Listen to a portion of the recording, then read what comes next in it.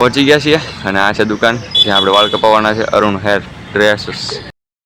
એકલા એકલા ખાવ છો, શરમ નથી આવતી?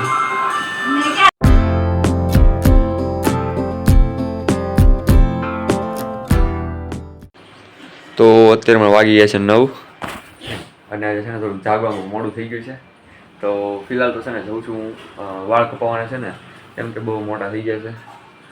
એટલે સૌથી પહેલાં તો અત્યારે વાળ કપાઈ આવું છું. પછી આપણે છે ને હજી તો નાયા નથી હું, તો પછી આપણે બ્લોગની શરૂઆત કરવાની છે. તો પહેલાં સૌથી પહેલાં હું વાળ કપાવવા જાઉં છું. ક્રિસ આવે છે, ક્રિસને પણ હારે વાળ કપાવવાના મારી હારે, એના પણ મોટા થઈ ગયા છે. તો બોલાવ્યો છે, ફોન કર્યો છે, એ આવે છે હમણાં. શું લાગે? તો ક્રિસ આવી ગયો છે અત્યારમાં. વાળ જાઉં ને વાળ કપાવવા. હા ચાલો. તો દુકાને પહોંચી ગયા છીએ અને આ છે દુકાન જ્યાં આપણે વાળ કપાવવાના છે. Arun hair dresses. તો છે ને થોડીક વાર લાગશે હો ક્રિસ.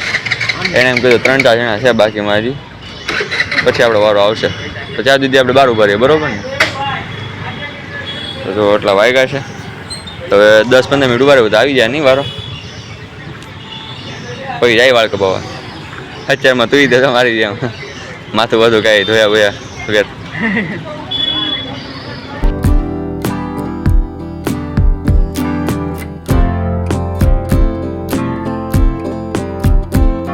તો મિત્રો અત્યારે છે ને વાળ કપાઈ નાખ્યા છે અને ક્રિસ છે ને મેં બંને.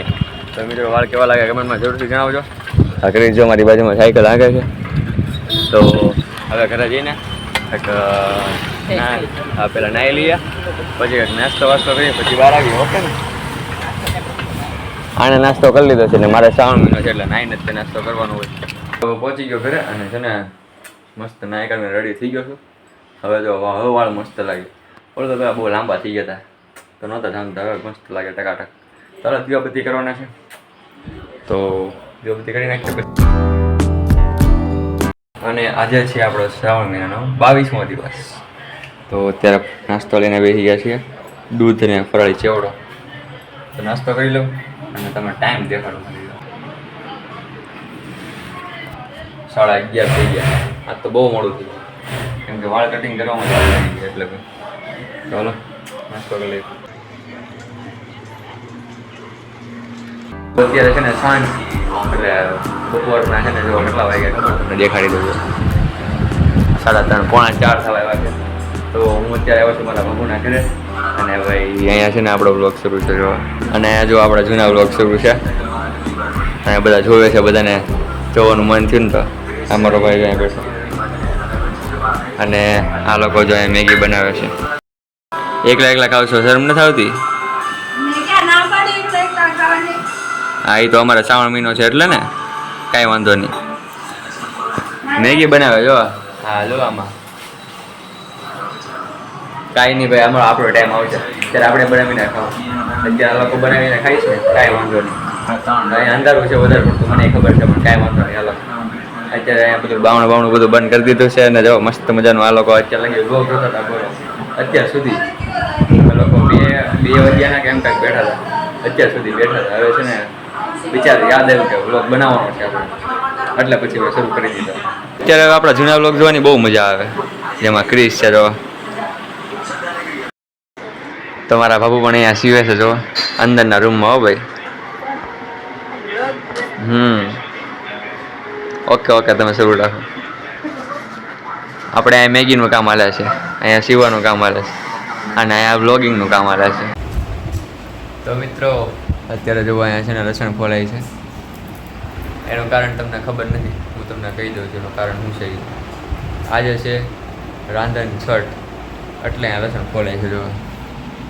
કેમ કે આજે છે ને બધું રાંધવાનું હોય કે નહીં, કાલે 7-8નું એટલે કાલે પછી કંઈ રાંધવાનું હોય નહીં, એટલે આજે છે ને આવું બધું લસણને ફોલાય છે. તો અત્યારે જો મસ્ત મજાનું વાતાવરણ થઈ ગયું છે, પણ આ વાદળા છે ને એટલે એવું લાગે છે વરસાદ આવશે એવું. કેમ કે આ ભાઈ 7-8ની રજાનો બગાડે તો સારું, બીજું કાંઈ નહીં. ધીમે ધીમે બનાવવાનું શરૂ થઈ ગયું છે કાલ માટે જમવાનું. તો અત્યારે શું બને છે અત્યારે તીખી રોટલી બનાવે છે. હવે આની પછી છે ને ગળી રોટલી બનાવવાની છે. તો સૌથી પહેલાં તો 2 રોટલી જ બનાવવાની, એક તીખી ને એક ગળી. હા, બીજું બધું પછી બનાવવાનું. એટલે બાકી અમુક તૈયાર વસ્તુ બનાવવાની એવું બધું હોય છે. તો તીખી રોટલી બની ગઈ. હવે છે ને આ ગળી રોટલીનો લોટ છે, તો એ બંધાય છે ને હવે એ બનશે. જો આ આટલી બની ગઈ છે, તો વધી ગઈ છે, વધારે થઈ ગઈ થોડી. આ શૂઝ મારા હાથમાં આવ્યા છે ને તો ધોઈ નાખો. ઓલો બગડેલા છે, કેટલા ટાઈમથી વિચાર્યું હતું ધોવાનું, પણ ધોવાના નહીં. શૂઝ છે ને ધોવાઈ ગયા છે આપણા મસ્ત. જો વ્હાઈટ વ્હાઈટ લાગે ને હવે ટકાટક. એ અહીંયા મૂક્યા છે કેમ કે અત્યાર સુધી તડકો હતો, પણ હવે તો વયો ગયો છે. એટલે આ એની મેરે મેરે સુકાઈ જાય, વાંધો નહીં આવે તો થોડાક થોડાક સુકાઈ ગયા છે. આખી રાત જાય સુકાઈ જાય, ભાઈ કાલ પહેરવા જેવા થઈ જાય.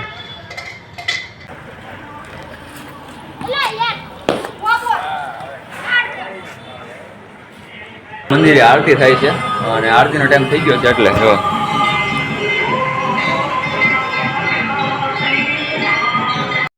તો અત્યારે છે ને જમવાનું પણ બની ગયું છે.